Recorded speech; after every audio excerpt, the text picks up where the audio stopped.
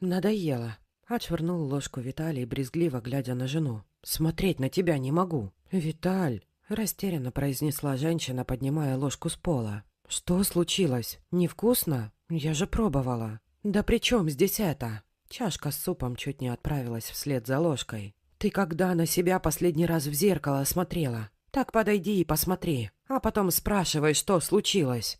«А что не так?» — пробормотала Лена, кутаясь в халат. «Да, я еще не вернула себе прежнюю форму. Но ведь и времени совсем мало прошло. Алешеньке всего 3 месяца, я стараюсь, правда?» «Да нифига ты не стараешься», — вскочил мужчина из-за стола. «Только и делаешь, что ничего не делаешь. Жрать поменьше не пробовала, за собой следить. Мне даже друзей стыдно пригласить в гости. Такая свинья тут сидит. Это не навсегда», — защищала себя женщина. Она уже не раз замечала, что муж к ней охладел, но думала, что это из-за ребенка, и уж никак не ожидала таких претензий. «Сынок подрастет, и я вернусь в норму. Просто сейчас он требует слишком много внимания». «Ну да, конечно», — скривился мужчина. «Ты уже не изменишься. Мне противно в одной комнате с тобой находиться, а о том, чтобы спать в одной постели, даже думать не хочется. Знаешь, мы разводимся. Я тут познакомился с одной чудесной девушкой. Красивая, умная, всегда ухоженная. Не то, что ты». «Ты думаешь, она вечно такой милашкой будет?» Зло воскликнула Лена. Она едва сдерживалась от того, чтобы не зарыдать. «Нет, родит и тоже клушей станет». «А кто сказал, что она рожать будет?» Удивленно уставился на жену Виталий. «Сына я у тебя заберу. Ты воспитывать его не сможешь. Ни работы, ни квартиры, ни родных. А Аллочка воспитает его как родного». «Не отдам!» Прямо-таки завизжала Лена. «Сам уходи, если так хочешь, а сына не трогай. Как будто тебя кто-то спросит». Усмехнулся мужчина и, весело насвистывая, пошел в гости к своей новой любви. «Алла, ты сегодня чудо, как хороша!» Поцеловал девушку в щеку Виталий, протягивая букет цветов. «А что, я вчера плохо выглядела?» Кокетливо захлопала глазами девушка. «Ты всегда прекрасна!» Высокопарно заявил мужчина и довольно усмехнулся, когда Алла смущенно покраснела. «Проходи скорее!» Посторонилась девушка, пропуская Виталия в квартиру. «Голодный, наверное. Но ничего, я быстро покушать приготовлю». Мужчина по-хозяйски уселся на диван, включил телевизор, погладил белую кошечку, запрыгнувшую ему на колени. Через полчаса хозяйка квартиры позвала его на кухню. «Не знаю, понравится тебе или нет», — суетилась девушка. «Но я старалась. Успокойся и садись со мной рядом. Запах просто чудесный, и вкус, я уверен, будет не хуже». Виталий ел и нахваливал, хотя, если честно, ему не особо и нравилось. А разбаловала его Лена разносолами. Повар ведь как-никак. Ну ничего, и Алла научится, куда денется. Я с женой развожусь. Отодвинув пустую тарелку, заявил мужчина. Сегодня заявление подал. «Да?» Девушка попыталась скрыть свою радость, но получалось плохо. «Да. Так что теперь я могу задать тебе один очень важный вопрос. Ты выйдешь за меня замуж?» «Конечно, да!» Радостно воскликнула Алла и бросилась на шею мужчине, крепко его обнимая. «Тем более у меня есть для тебя одна новость, очень важная». Я заинтригован. «У нас будет малыш». Алла была уверена, что мужчина обрадуется, но он почему-то нахмурился. «Какой срок?» 8 недель», — растерянно ответила девушка. «Отлично, значит, еще не поздно от него избавиться». Облегченно выдохнул Виталий. «Завтра же запишись в клинику». «Но я не хочу. Это же наш ребенок». «Будет тебе ребенок, не переживай», — успокоил девушку Виталий. «Лешку я у Ленки заберу, так что тебе будет с кем понянчиться». «Мне не нужен чужой ребенок». Алла похолодела. Кажется, ее семейные планы сильно отличались от планов мужчины. «Я своего хочу. Твоего и моего». «Мне одного за глаза хватило», — отмахнулся от девушки Виталий. «Не хватало, чтобы и тебя так разнесло, как Ленку. Тебе не жаль свою чудесную фигурку? Неужели так нужен вечно пищащий комок? Вон отсюда!» С ледяным спокойствием произнесла Алла. «В смысле?» «Иди к своей жене, если она тебя не пошлет. Но я бы на ее месте послала». «Алла, я же о тебе забочусь». Мужчина не понимал, откуда такая реакция. «Мы отлично будем вместе жить. Вон!» Виталий, жутко злой и раздраженный, вернулся в свою квартиру. Он был готов великодушно дать жене еще один шанс измениться и хотел сообщить ей об этом чуть ли не с порога. Но в квартире царила тишина. Не работал телевизор, не шумела вода, не было слышно даже разговора. Спят, что ли? Виталий направился в спальню, и там его ждал первый сюрприз. Детской кроватки не было, в принципе, как и остальных детских вещей. Шкафы также радовали пустотой. На столе сиротливо лежал листок бумаги. На развод я согласна, но о сыне и думать забудь. Не такая уж я и беспомощная, как ты обо мне думал. У меня есть хорошие друзья, которые мне помогут. И квартира у меня тоже есть. Маленькая, но своя. Месяц назад в наследство досталась. Я терпела твои оскорбления, наивно думала, что все наладится. Но ты посмел угрожать мне самым дорогим, что есть в моей жизни – сыном. Так что прощай. All right, everyone's presentations are done. Nick, the manager, said as he tried to move the discussion forward. Excuse me, I haven't. I recently found out something. Nick interrupted me and began to speak. There's apparently someone in this department who didn't graduate high school and is just a part-timer. Meetings should be for employees only. Absolutely right. His lackey, Mike, of course, agreed with Nick. I'm leaving. After leaving the meeting room, I started to shut down my computer.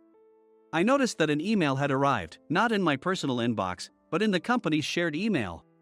Thinking, there's no point in speaking up, no one will listen, I went home quietly. The next day, I heard a commotion from Nick's desk.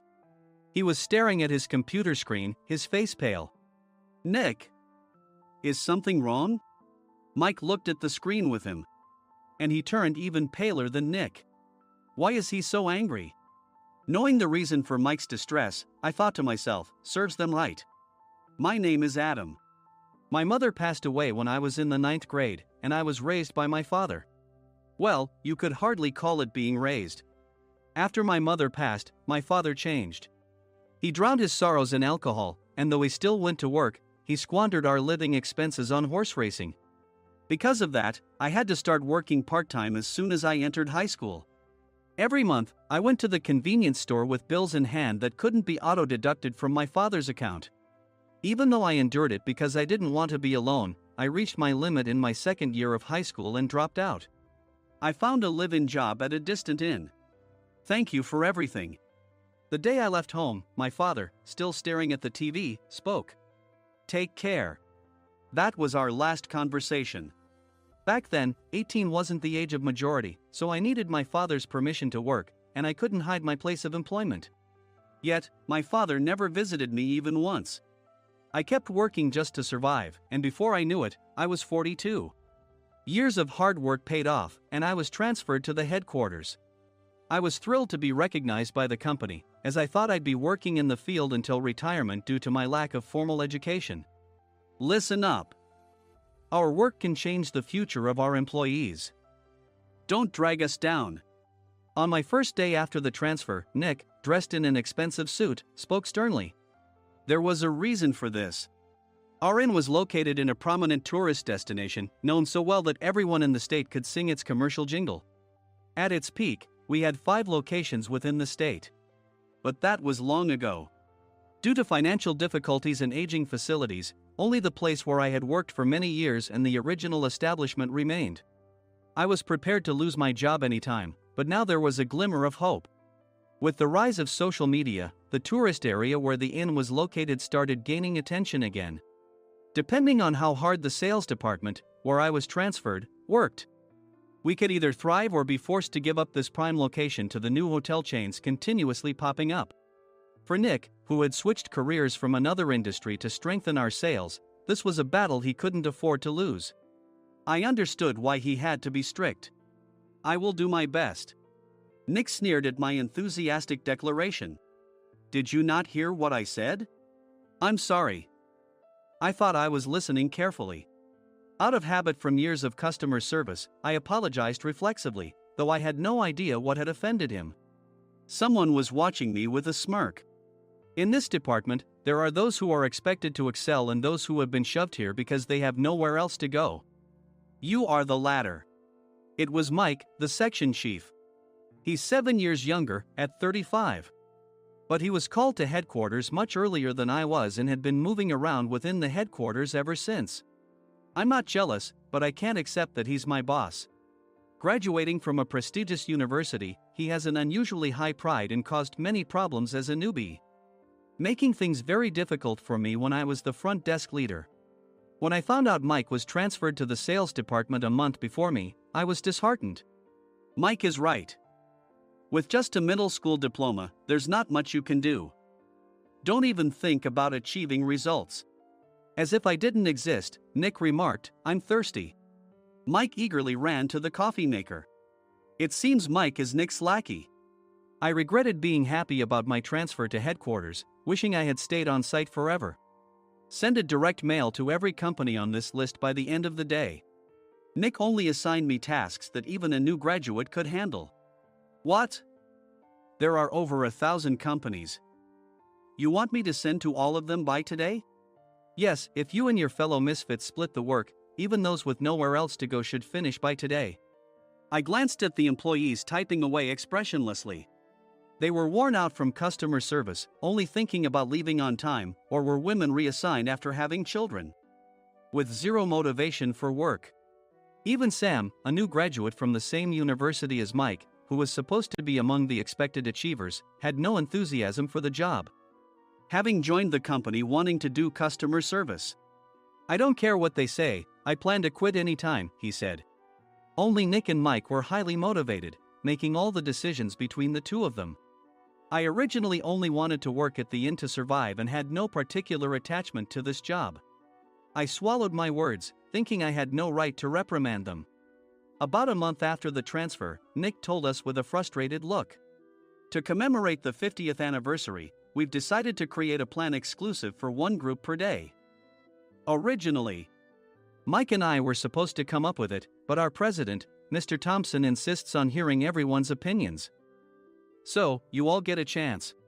As Nick explained, Mike began handing out prints. "Make sure not to embarrass Nick. If your ideas are half-baked, you'll have to redo them." It seemed that they had printed his handwritten notes by Mr. Thompson, which included several questions and a section for free responses. It made sense why Nick had to seek our input, given that all responses had to be submitted to Mr. Thompson. We were given a week to think about it, and a meeting was scheduled to compile our ideas. My plan is to let guests enjoy both the old and modern America. Nick began the presentations. Guests would watch a master confectioner at a nearby traditional sweet shop make sweets in front of them. The welcome drink would be premium tea in a bottle. Nick's plan was certainly attractive. After his presentation, Nick called on us to present in the order we were seated. Just as I stood up for my turn. "All right, everyone's presentations are done." "Excuse me, I haven't. I recently found out something." Nick interrupted me. "There's someone in this department who didn't graduate high school and is just a part-timer." He was likely talking about me. I joined the company as a part-timer and was made a full-time employee when I turned 20. That was 20 years ago, so Nick and Mike probably had no chance to know until recently. Meetings should be for employees only. Absolutely right. After that, Nick kept creating opportunities to solicit everyone's opinions, purposefully excluding me from speaking. The meeting unexpectedly heated up and went past the scheduled end time. A few people asked to leave, and the discussion continued with the remaining few. "Still here?" Normally, you'd leave in that situation. Though I had no attachment to the job initially, hearing kind words from customers made me want to make them happier. For someone like me, with nowhere to go, the inn was my home and customer service was my life. I felt pathetic about my current self. "I'm leaving." I left the conference room and started shutting down my computer. I noticed an email had arrived, not in my personal inbox, but in the company's shared email. Thinking no one would listen to what I had to say anyway, I quietly went home. The next day, while preparing the DM as instructed, I heard a commotion from Nick's desk. In his haste to stand up, he hit his knee on the desk. He stared at his computer screen, his face pale. "Nick! What's wrong?" Mike, thinking he should be the first to rush over, approached Nick while still wearing his coat. He peered at the screen with Nick. And he turned even paler than Nick. Why is he so angry? Who is responsible for this company? Nick, more irritated than ever, asked, and Mike answered without checking. "Probably Sam." Sam wasn't there because he was attending a morning training session for new hires. Nick gave up on getting angry and returned his gaze to the screen. They were looking at an email that arrived right after the end of the working day yesterday. Apparently, no one, including me, had checked it before leaving. The email was from a large company that used us for their annual employee trips. The president and executives of that company also frequently used our services personally. President of the company, Mr. Mason himself, had declared that neither he nor his company would ever use our services again. Well, some companies cancel their employee trips or stop using our services due to financial struggles. Let's just move on. Mike kept wiping the sweat from his forehead with a handkerchief. Knowing why Mike was so agitated, I quietly watched their interaction. Do you know how much revenue we get from that company? We can find other guests to fill the rooms, but we'll lose the banquet costs, gift shop revenue, rental car fees, and more. Moreover, the gifts were supposed to be prepared by the traditional confectionery shop involved in Nick's proposed plan. If it's known that we incurred such a huge loss at this critical time, Nick's position in the company would be jeopardized. Nick took a deep breath, seemingly trying to calm himself. All right, Mike. Go to New York right now and apologize to Mr. Mason. What? You're coming with me, right? I have urgent work to do. I trust you, which is why I'm entrusting this to you. Please. Mike, believing Nick's sincerity, agreed with a determined look on his face, saying, yes. That's Nick for you. Even if Mike went to apologize, Nick would shift all the blame onto him if the client didn't change their mind. Well, it was Mike's fault to begin with, so it served him right. About 3 hours later, Sam answered a call from somewhere and repeatedly apologized, saying, I'm very sorry. Everyone watched to see what was happening. After ending the call, he informed Nick with a weary tone. When Mike arrived at the client's company, he only made things worse, further infuriating Mr. Mason. He was demanding, get his boss here immediately. It was no wonder Sam was exhausted, dealing with such a call right after returning from training. What is that idiot doing? All right, Adam, you're coming with me. If sacrificing Mike didn't work, then I must be next. Normally, I'd want to refuse at all costs, but I saw an opportunity in this situation. If I can be of assistance, I'd be happy to join you. I immediately followed Nick, and we flew to New York. When we introduced ourselves at the reception, it became clear how serious the situation was, as the receptionist personally escorted us to the president's office. Angry voices leaked through the door, making both Nick and me uneasy. Excuse me. I'm Nick, the supervisor. I understand my subordinate has caused you trouble, and I deeply apologize. Nick, with his experience in the corporate world, knew enough to offer an apology before excuses. However, his customer service skills left much to be desired. I sighed as I saw Mike trembling like a small dog in the corner of the room. What kind of training are you giving your subordinates? Mr. Mason glared at Nick with a red face. The intensity of his gaze made even Nick take a step back. Regrettably, I joined this company only 2 years ago and was unaware of Mike's issues. I should have identified his shortcomings sooner. Indeed. I should have realized sooner. No sensible person would come to apologize and then give a lengthy presentation on the drawbacks of not using their in. Nick froze, his mouth slightly open. Suspecting the worst, I picked up the documents that had fallen to the floor. It seemed Mike hastily prepared these documents on the plane, listing the disadvantages. Disadvantage 1: if you change the venue for the company trip, employees might suspect it's for cost-cutting reasons, leading to a negative impression. Reading it aloud half-jokingly, Nick snatched the papers from my hand and checked the contents with a furious expression. Among the stack of documents was a receipt from a nearby convenience store's copy machine. I felt a pang of dread, hoping he hadn't shown the receipt as well. What do you think he said when I asked what kind of nerve he had to do this? I'm very sorry. Faced with the dire situation, Nick must have thought there was nothing left to do but apologize. In a voice smaller than I'd ever heard from him, he uttered words of apology. He said, I'm a Harvard graduate. I don't believe I said anything wrong. Mike! What have you done? Forgetting his plan to pin the blame on Mike, Nick yelled loudly, even in front of Mr. Mason. I didn't do anything wrong. You're still saying that? Look at him. Mike pointed at me with a shaking hand. I was assigned to headquarters in my 20s and now I'm a section chief. This guy only made it to headquarters at 42. Everything I've done proves I was right. So why are we losing the contract? Having said his piece, Mike collapsed to the floor. Of course.